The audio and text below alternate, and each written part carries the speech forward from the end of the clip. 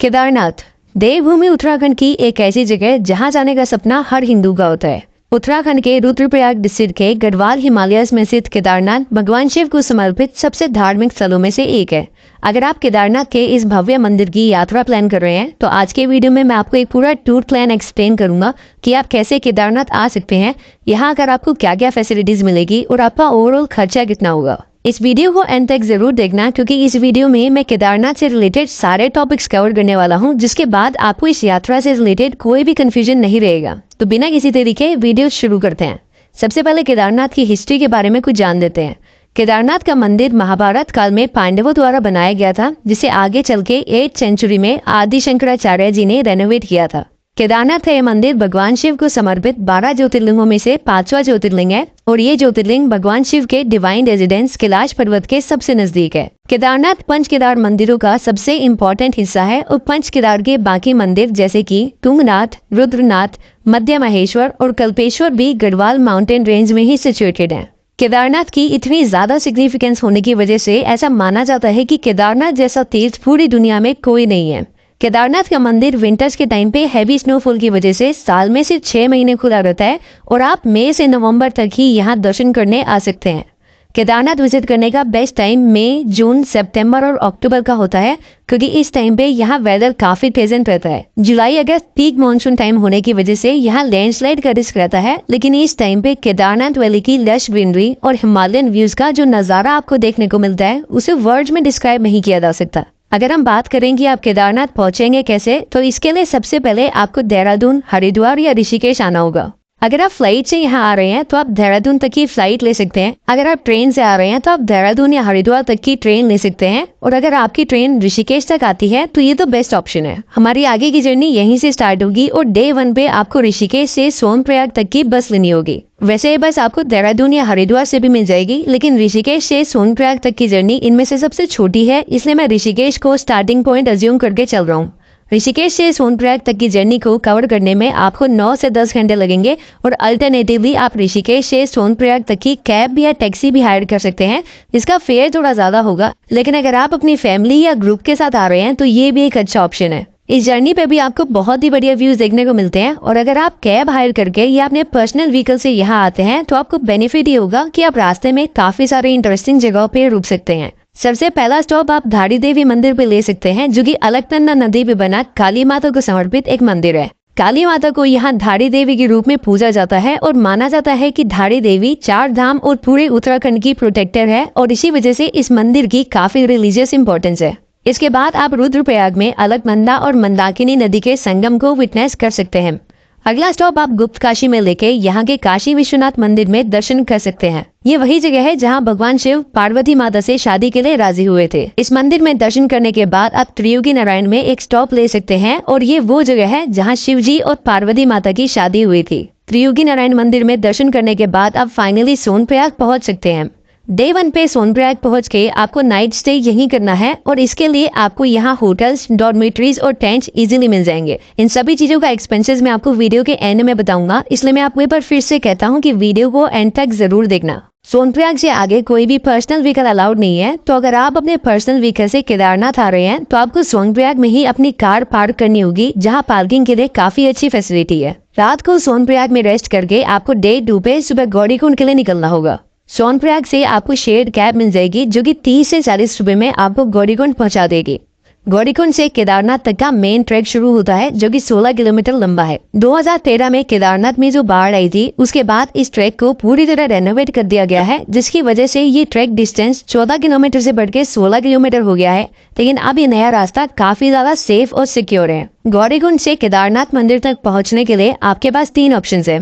पहला ऑप्शन है कि आप गौरीकुंड से पैदल 16 किलोमीटर लंबा ट्रैक करें। दूसरा ऑप्शन है कि आप पिट्ठू या पोनी राइड लेके केदारनाथ पहुंचे और अगर आप इनमें से कोई भी ऑप्शन नहीं लेना चाहते तो यहाँ हेलीकॉप्टर फैसिलिटी भी अवेलेबल है। अगर आप हेलीकॉप्टर से केदारनाथ विजिट करना चाहते हैं तो आपको सोनप्रयाग से पहले फाटा में ही रुकना होगा, जहाँ से आपको केदारनाथ बेस कैंप तक का डायरेक्ट हेलीकॉप्टर मिल जाएगा, जो कि सिर्फ 50 मिनट में आपको बेस कैंप तक पहुँचा देगा। हालांकि मैं आपको स्ट्रांगली रिकमेंड करता हूं कि अगर आप फिट हैं तो आपको पैदल ही ये ट्रैक करना चाहिए, क्योंकि इस ट्रैक पे आपको पूरे केदारनाथ वैली के बहुत ही बढ़िया व्यूज देखने को मिलते हैं।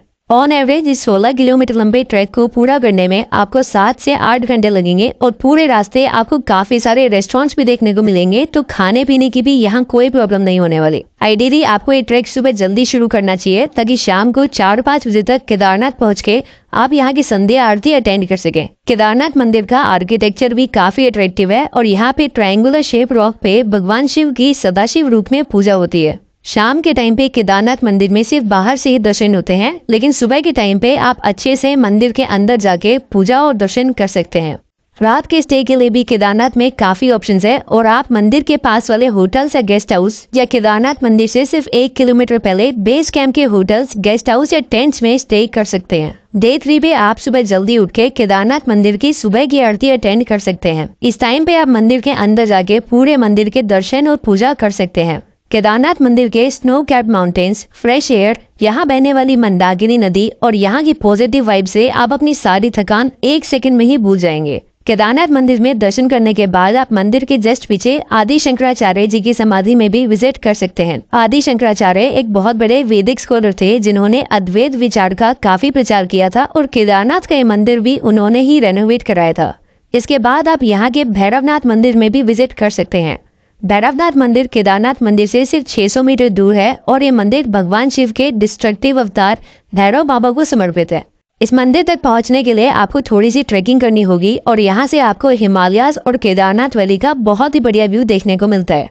भैरवनाथ मंदिर में दर्शन करने के बाद आप बासुकी ताल तक का ट्रैक भी कर सकते हैं, जो कि 14,200 फीट के ऑल्टीट्यूड पे स्थित एक बहुत ही सुंदर लेक है।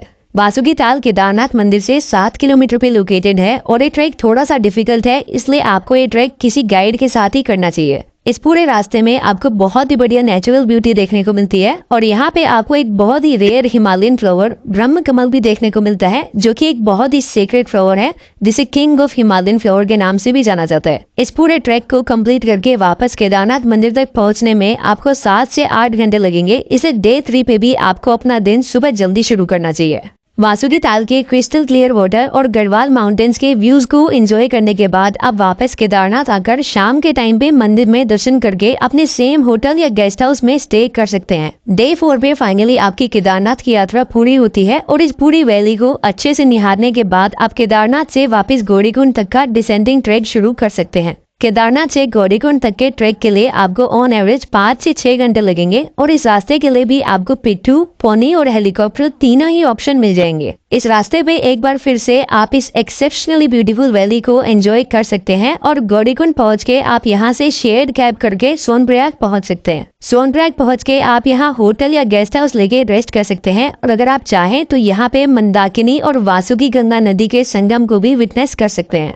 रात का स्टे सोनप्रयाग में करके डे 5 पे आप हरिद्वार, ऋषिकेश या देहरादून के लिए निकल सकते हैं, जिसके लिए आपको बसेस और टैक्सी दोनों ही ऑप्शन मिल जाएंगे। अगर आप अपने पर्सनल व्हीकल से सोनप्रयाग आए थे तो यहाँ के पार्किंग यार्ड से आप अपना व्हीकल लेके आगे की जर्नी कर सकते हैं। ऋषिकेश, हरिद्वार या देहरादून पहुँच के आप यहाँ से अपने होम टाउन के लिए निकल सकते हैं और कुछ इस तरह आप अपने केदारनाथ की यात्रा प्लान कर सकते हैं। अभी के टाइम पे उत्तराखंड गवर्नमेंट ने केदारनाथ मंदिर में एक दिन में सिर्फ 13,000 लोगों को आने की ही परमिशन दे रखी है और इसके लिए भी आपको पहले से यहाँ रजिस्ट्रेशन करवाना होगा। ये रजिस्ट्रेशन आप उत्तराखंड टूरिज्म डिपार्टमेंट की ऑनलाइन वेबसाइट या सोनप्रयाग में ऑफलाइन तरीके से भी करवा सकते हैं, लेकिन मैं आपको रेकमेंड करूंगा कि आप अपना रजिस्ट्रेशन ऑनलाइन ही करवा के अपनी जर्नी प्लान करें। इस ऑनलाइन वेबसाइट का लिंक आपको वीडियो के डिस्क्रिप्शन में मिल जाएगा और अगर आप अपनी फैमिली या ग्रुप के साथ यहाँ आ रहे हैं तो आपके ग्रुप में से सिर्फ एक जना पूरे ग्रुप के लोगों का रजिस्ट्रेशन करवा सकता है। एक बोनस टिप मैं आपको देना चाहूंगा कि समर्स के टाइम पे भी केदारनाथ में दिन का टेम्परेचर 10 से 15 डिग्री और रात का टेम्परेचर 0 से 3 डिग्री तक चला जाता है, इसलिए आप यहाँ अपने विंटर क्लोथ्स लेकर ही आए।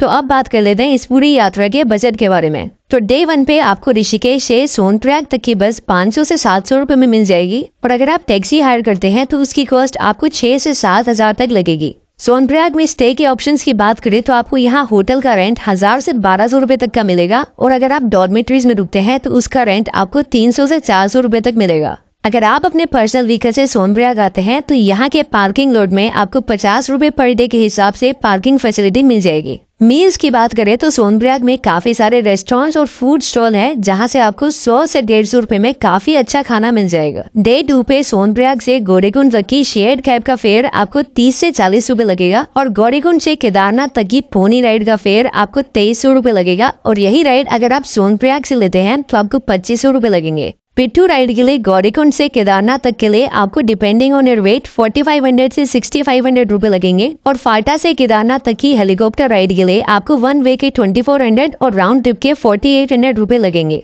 हालांकि अगर आप पैदल ट्रैक करते हैं तो इसके लिए कोई चार्जेस नहीं है। केदारनाथ बेस कैंप में गढ़वाल मंडल विकास निगम के काफी सारे स्टे ऑप्शंस हैं जहां आपको टेंट का अकोमोडेशन 300 से 400 रुपए पर डे में मिल जाएगा। हट का ऑप्शन 700 से 800 रुपए में मिल जाएगा और हट हाउस का ऑप्शन 1000 से 1100 रुपए में मिल जाएगा। दोस्तों ये सारे स्टे ऑप्शन शेयरिंग बेसिस पे होते हैं, यानी कि एक टेंट या हॉल में काफी सारे बेड्स लगे होंगे। लेकिन अगर आप अपना पर्सनल गेस्ट हाउस बुक करना चाहते हैं तो केदारनाथ मंदिर के जस्ट पास गेस्ट हाउस के भी ऑप्शन है जहां आपको 1500 से 2500 रुपए में गेस्ट हाउस मिल जाएंगे। फूड के चार्जेस यहाँ थोड़े से एक्सपेंसिव होते हैं और यहाँ पर मील आपको 200 रुपए में मिल जाएगी। केदारनाथ मंदिर में प्रसाद के भी 3 ऑप्शंस होते हैं और आप 100, 200 और 300 रुपए के अलग अलग प्रसाद के पैकेट्स ले सकते हैं। डे 3 पे भी आपका अकोमोडेशन का खर्चा सेम ही होगा और साइट सीइंग का यहाँ कोई चार्जेस नहीं है। डे 4 पे केदारनाथ से गौरीकुंड तक वापस आने का पोनी, पिट्ठू और हेलीकॉप्टर का खर्चा ऑलमोस्ट सेम ही होगा और सोनप्रयाग पहुँच के भी आपका 1000 से 1200 रुपए में होटल्स और 300 से 400 रुपए में डॉर्मेटरीज के ऑप्शन मिल जाएंगे। पूरे रास्ते आपको खाने के लिए भी काफी रेस्टोरेंट्स मिल जाएंगे जहाँ पे आपको पर मील का खर्चा 100 से 150 रुपए तक होगा। डे 5 पे वापस सोनप्रयाग से ऋषिकेश तक की बस आपको सेम 500 से 700 रुपए में मिल जाएगी और वहां से आप अपने होम टाउन के लिए निकल सकते हैं।